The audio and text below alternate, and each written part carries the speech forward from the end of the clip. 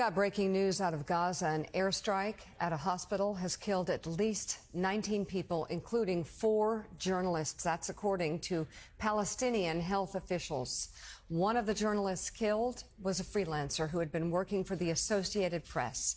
Al Jazeera and Reuters have also confirmed their journalists and freelancers died in the strike. Israel's defense forces responded to the reports, announcing plans to conduct an initial inquiry as soon as possible. It adds, the IDF regrets any harm to uninvolved individuals and does not target journalists as such. The IDF acts to mitigate harm to uninvolved individuals as much as possible, while maintaining the safety of IDF troops.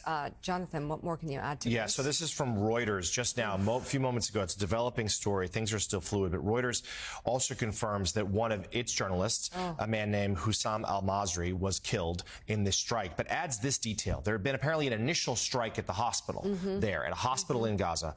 Journalists and rescue workers then responded to the scene to cover it, to help people, whatever, to check the damage, to see what's going on, and then a second strike came.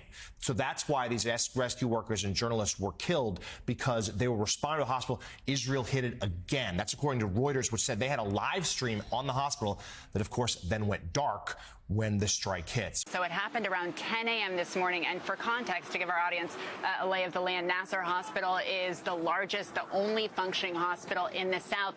And the part of Nasser Hospital that was hit, you guys, is really important. You can see it in the videos. It was a staircase. And the reason this staircase was targeted very clearly is that this is where journalists, since the early days of the war, have gathered to get Wi-Fi signal. We have seen videos they've posted on social media. Our team, which used to work right close to that staircase, would share videos of them holding their phones to the sky, kind of huddled over laptops in the wee hours of the night. But journalists, since the beginning of this war, you guys, since they have been personally displaced, have flocked to hospitals to use resources like Wi-Fi, to use power, to use water. So this staircase, journalists were on the staircase this morning when it was struck around 10 a.m. And as Jonathan just laid out, minutes later, as first responders were racing up to that area, as other journalists in the area were going to cover the strike, another drone strike hit that same exact spot.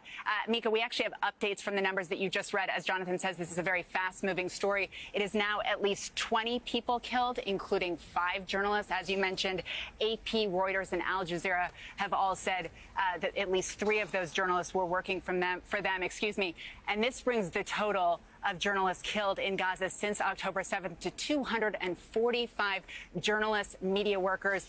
These are our colleagues, our peers who have been killed in the last 22 months.